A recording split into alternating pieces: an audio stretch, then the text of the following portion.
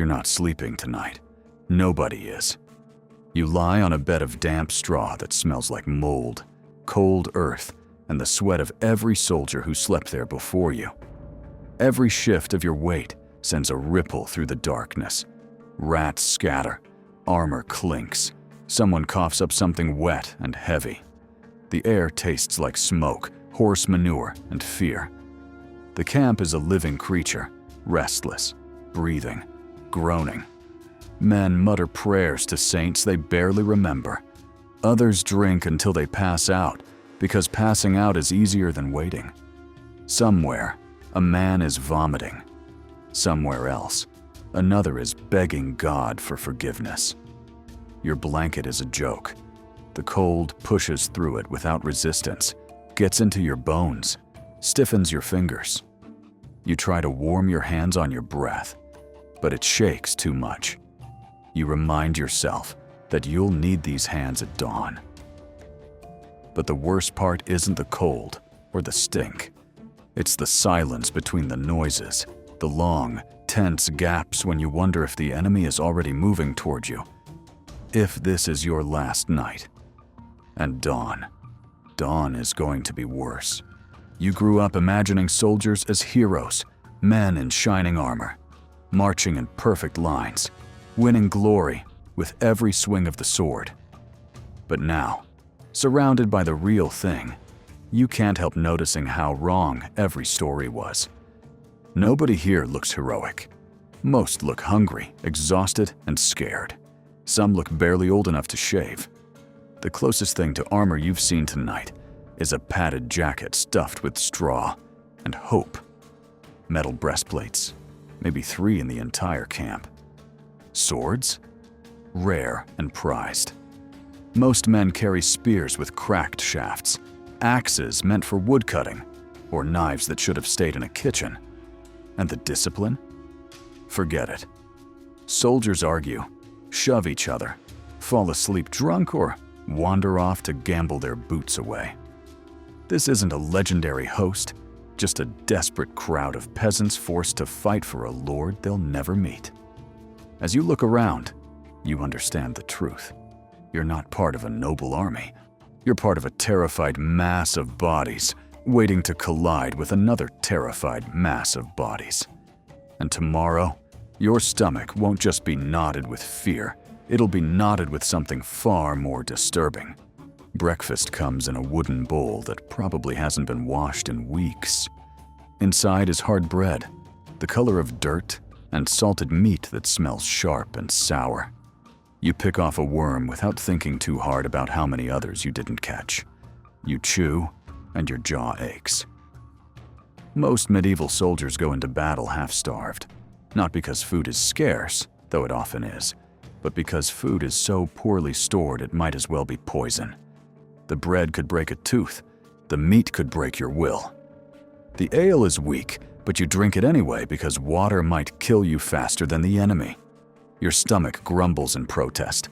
You already know you'll spend the morning fighting cramps, nausea, maybe worse. Many soldiers run into battle with diarrhea, already winning the first round. Your body feels drained before the day has even begun. And you're expected to march, fight, shout, and not die? With this? But the food isn't the only enemy living close to your skin. You scratch your shoulder, and your fingers come away with a louse. You flick it off because there's nothing else to do. There's no clean water, no soap, no time. Everyone here is crawling with something. Lice, fleas, ticks, maybe all 3.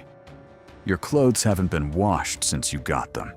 Everywhere you look, someone is coughing blood, spitting bile, scratching until their skin breaks. The smell of infection hangs in the air like rot. There are no bandages, no disinfectants, only dirty rags, mud, spit, or prayer. Wounds fester, blisters burst, scratches turn deadly in days. The latrine trench behind the camp is overflowing. When you walk past it, you gag. Everyone does. And yet everyone still uses it, because there is no alternative. Dung, mud, and vomit mix underfoot until you can't tell one from the other. You feel the itch spreading down your spine, across your ribs, up your neck. You can't escape it. There's no comfort here. No relief. And now you're expected to fight an armor that barely protects you. You hold your spear, and it already feels wrong. The shaft is splintered, patched with twine, scarred from previous battles. The head is dull. You know it might snap the moment you need it most. Many weapons here were made by blacksmiths who had never seen a battlefield, working with iron full of impurities that bend more than they cut. Your armor is a quilted gamazin layers of cloth, sweat, and hope. It's heavy when wet, stiff when dry, and smells like it died weeks ago. If an arrow hits you, it might slow it down. A little. You watch another soldier strap on a helmet with a dent the size of a fist. He shrugs. Still better than nothing, he says. Then again, nothing is exactly what most men have. Shields are cracked, edges frayed, leather peeling.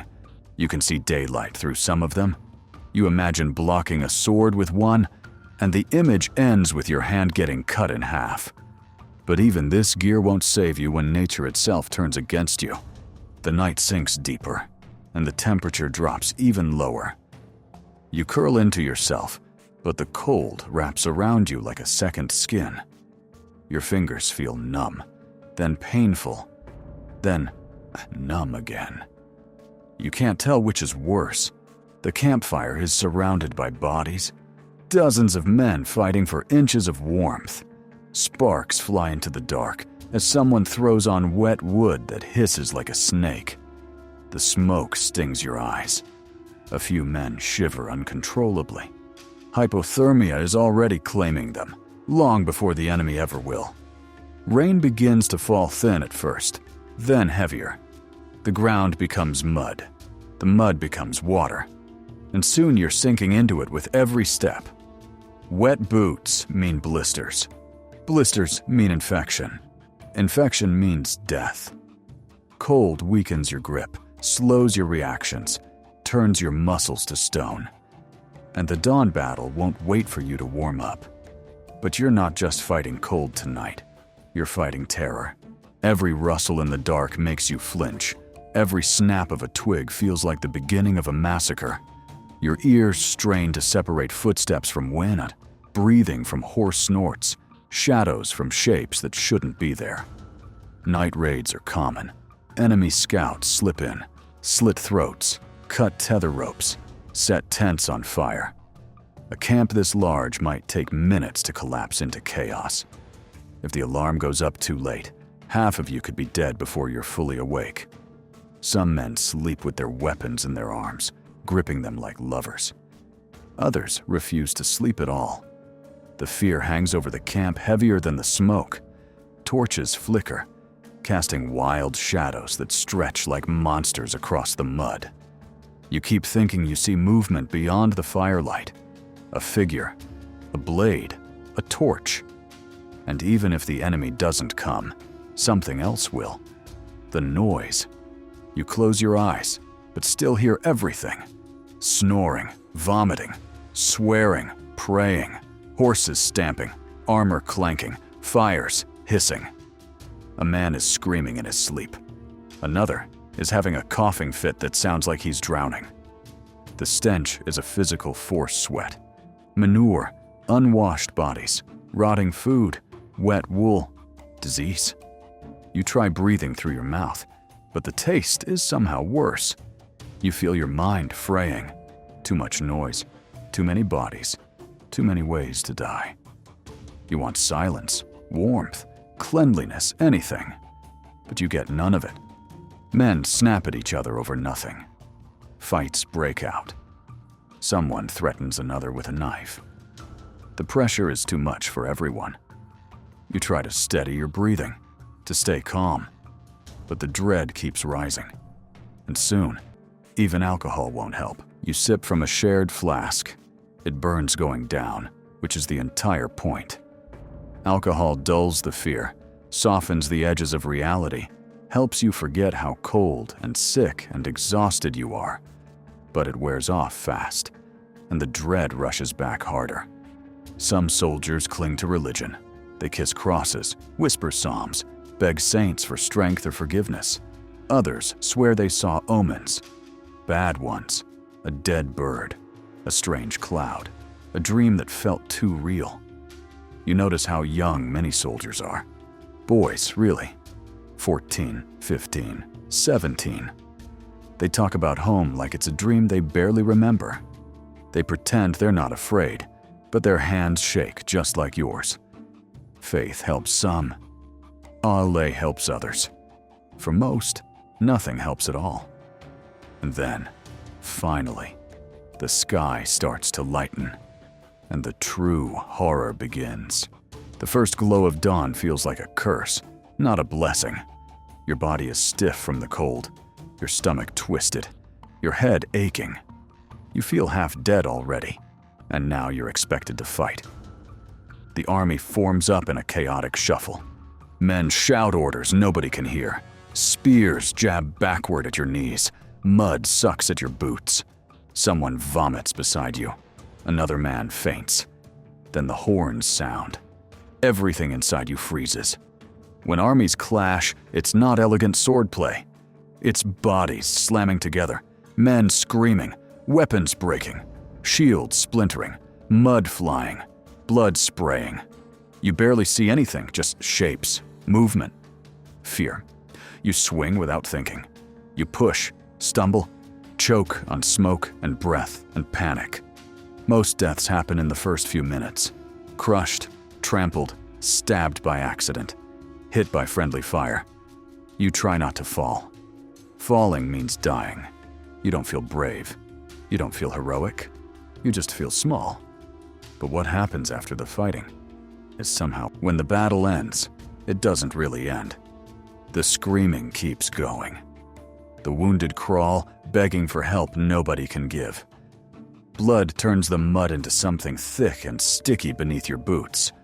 Some men immediately strip the dead-taking boots, belts, weapons, anything valuable. It doesn't matter if the bodies are still warm. Survival doesn't wait for dignity. You see men missing limbs, men holding their guts in with shaking hands, men begging for water, for mercy, for death. Medieval medicine won't save them.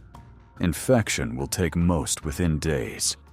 The smell of opened bodies mixes with smoke and sweat. You try not to breathe. You fail. And through it all, there's a ringing quiet beneath the chaos, a hollow emptiness settling into your bones. You survived, but you don't feel alive. And now comes the worst realization of all. Even if you lived through the battle, you're not done suffering. As night falls again, you sit by a dying fire and realize something simple.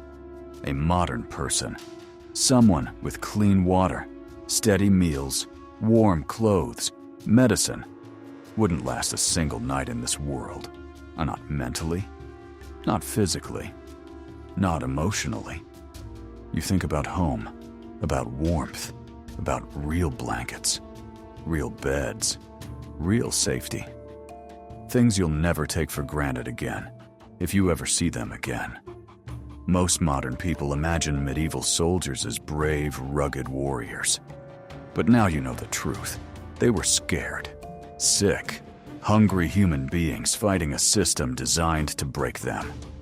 You survived one night. Many didn't. And if you want to know what life was like for the women, families, and camp followers who lived behind these soldiers, that's a darker story still.